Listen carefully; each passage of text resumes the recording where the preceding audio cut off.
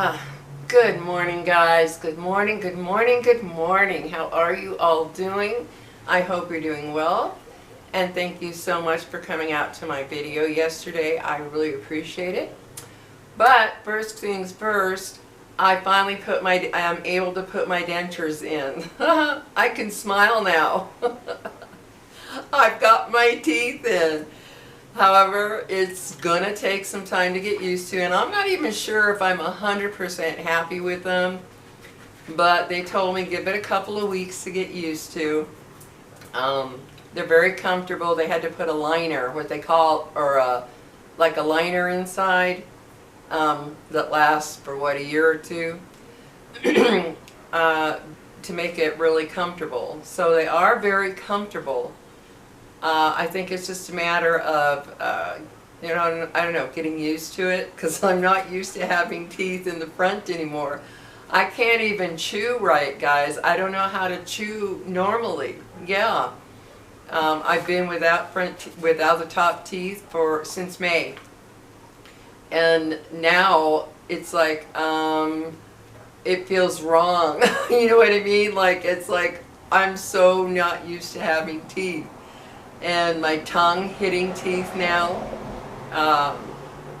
They explained to me of how, all the muscles and everything have to get, get used to it all. So it's just a weird feeling to have the teeth there, and also to chew. The first thing I did was because I went to my son's Elliot and his girlfriend. I went to their apartment right after to pick up something, and the first thing I did was get some hard, crunchy cereal and to bite on it, and it felt weird to be able to bite again. So my jaw's kind of sore. It's amazing how much you don't realize how much you chew, how much you use your teeth to do everything. So it feels really good to have teeth again. I'm going to have to learn to talk completely clearly with it, so if I sound a little slurry or whatever, excuse me, but it takes time to get used to that. I know, because when I got a partial on the bottom, I had to learn to speak properly with that. So yeah, just wanted to update you real quick. But it feels really good to have teeth again. Yes, guys, I can smile. But, so I just wanted to update you real quick on that, because I have been going for all these months with a lot to work on, or wait on, I should say, because I had a bad bone spur that was literally sticking out of my gum, and so I had to wait for that to go down. So yeah, this is a weird feeling. And I'm trying to remember now that I can actually smile. I can actually smile, because before I was used to not smiling, really, really smiling, or smiling like this. So it's going to take some getting used to, but they did tell me if I'm not completely happy with them, after a couple of weeks of trying them out and trying to get used to them, to go back in. So we'll see how it goes in the next couple of weeks, and if I find there's something that doesn't work out right, I will go back in. But yeah, guys, got teeth. So anyway, I just wanted to update you, and I've got to go to the store. My son Nathan, his birthday is Saturday. He's my baby, and he will be 35 years old. I cannot believe my last child out of 5 is going to be 35 years old. That just blows my mind. He was born on August 16th, and when I went into labor, because I am a huge Elvis fan, I love Elvis Presley. Oh my God, I love him. I love his music. And when I went into labor in the middle of the night, I thought, oh, tomorrow's the 16th. Or actually it was already the 16th when I started feeling a few labor pains. And I thought, he's got to be born today. This is the day Elvis died. Crazy, huh? But I really did. I felt like he's got to be born today. This is associated with Elvis. Even if it is the day he died, it was still a celebration of a wonderful human being, a talented human being. So I was sitting there watching TV. My then husband, you know, we were just sitting in the bedroom. I was just waiting as the contractions started getting a little stronger, a little stronger. And as it got close to noon, I thought, no, I gotta make it today. It's gotta be today. I gotta have this kid today. And so then the contractions got a little bit stronger. And I thought, yeah, I need to go to the hospital. They were coming like every 3 minutes, that type of thing. And I was like, we gotta go. And we got there, and once the contractions got to a certain point, or I got dilated to a certain point, I told them, you give me an epidural. I want and demand an epidural. My then husband went and told him, you need to give her an epidural. Because my first four, I only had, my first one I had nothing, which was living hell. Most torturous pain a human being can go through. The other three, they gave me a little Demerol here and there, which is, you might as well have given me an aspirin for all the good that did. So by the fifth one, I thought, I cannot endure that pain again. I mean, I literally went into panic mode when I found out I was pregnant, just thinking of the pain of birth. It sent me into panic mode. So when the time came, I was in labor, and they tried to give me the same story that they did with the other ones. Oh, you've already had 2 kids, the third one will come quickly. Oh, the fourth one will come quickly. No, I was in labor at least 21 hours or more with my kids, and I couldn't even think of going through that again. So when I was in the hospital and I was laying in the bed and the contractions were getting stronger, I told my then husband, you go tell them if they don't give me an epidural, I'm going to sue them for pain, suffering, all that.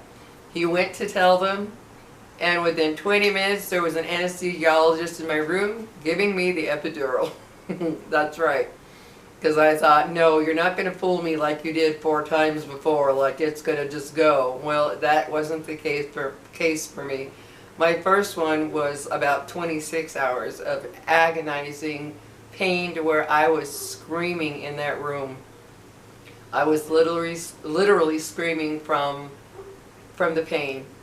It was so bad because he was so big, and my first one was big, and my last one, he was basically 9 pounds. He was 8 pounds 15.5 ounces, so he was a big baby for me.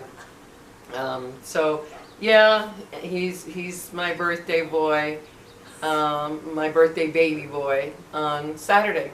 So I got to get out there and do some shopping, and I'm going to have his little birthday here and celebrate him being 35. Oh my God, I can't believe he's 35. I can still see him in the hospital when I was holding him, looking at him. The nurses, I remember the nurses told me, I have never seen such a beautiful baby. They normally don't come out like this. He was totally wrinkle-free, wasn't all red. He was extremely, well, when he was born, he was solid blue, and I was terrified. He was solid blue, and I thought, oh my God. Well, the doctor got him up and did the good old-fashioned, he was slapping him like that lightly. Took his first breath, and it was like, oh my God, thank you. I was so scared. He was just blue from head to toe. And the nurses afterwards, they were like, oh my God, he's so beautiful. And Nathan, he was born with blonde hair, you know, platinum blonde hair.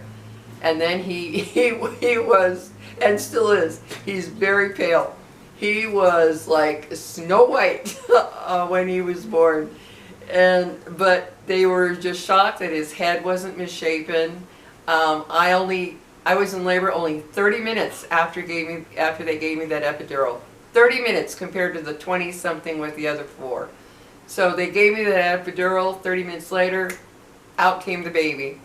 Well, he did not have crushed, you know, messed up head. His skin was perfect. It wasn't wrinkled, which they said is very unusual for a newborn not to have wrinkly, you know, whatever. No, he wasn't. And he was a very pretty baby. So, yeah, so I can still see myself holding him in the hospital. Oh my God. I was so happy that he was healthy and normal after seeing him all blue. I mean, guys, we're talking a blue baby. And somehow he turned out to be not only okay, but when he was in grade school, he was tested because he was way above his level, and he had a 150 IQ. And he's always been a genius since. I mean, he literally is like this genius. It's really strange. He was way above everything throughout his school, just way up there. When he was in first grade, they told me he was already reading early college level books. That's what he liked to read.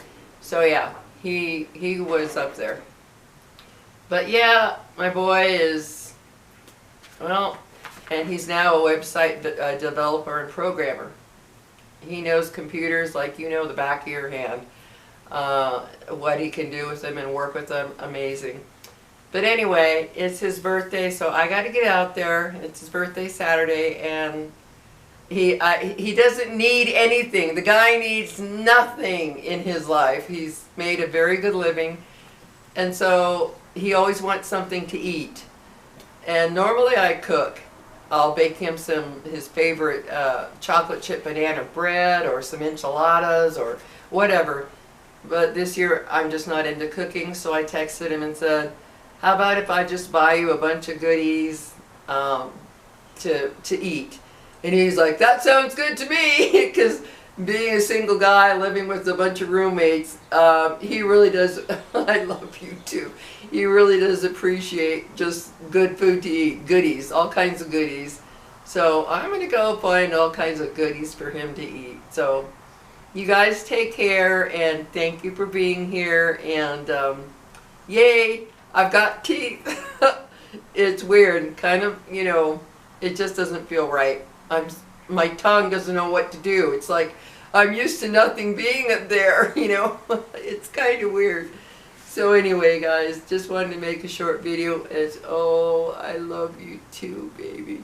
As an update, I love my dogs so much, guys. I can't even tell you. They are my everything. Any of you that own dogs and you're close to them and they're really a part of your family, I'm telling you, there's just nothing like them. Last night we just snuggled up. I was so comfy in bed. Got into bed. I went to my son Elliot and his girlfriend Becca. Went to their apartment yesterday just to see them off before they took off today for a camping type thing. And she ordered some delicious Asian food. Oh, it was so good. She was like, "You want? I know you said not to buy you anything, but I'm hungry. What do you want?" And then we started deciding what to do. She bought me lunch again. It is so sweet of them. They've been so good to me. So we just sat and talked for several hours before I went to the dentist, and then came back to their apartment after I got my teeth and showed them. And so yeah, it was a good day yesterday. Enjoyed seeing my little granddaughter. She's such a sweetie. I just love that little girl. So anyway, guys, I will talk to you later, and Lily says bye-bye. This little girl says bye-bye. She has to be a part of it, right? Right, Lily? Oh, thank you for the kisses. Thank you for the, oh, not in the mouth. Not in the mouth. See you later, guys. Ah, she got me by the wrist. She loves to get my wrist. I don't know why. She nibbles on it. Okay.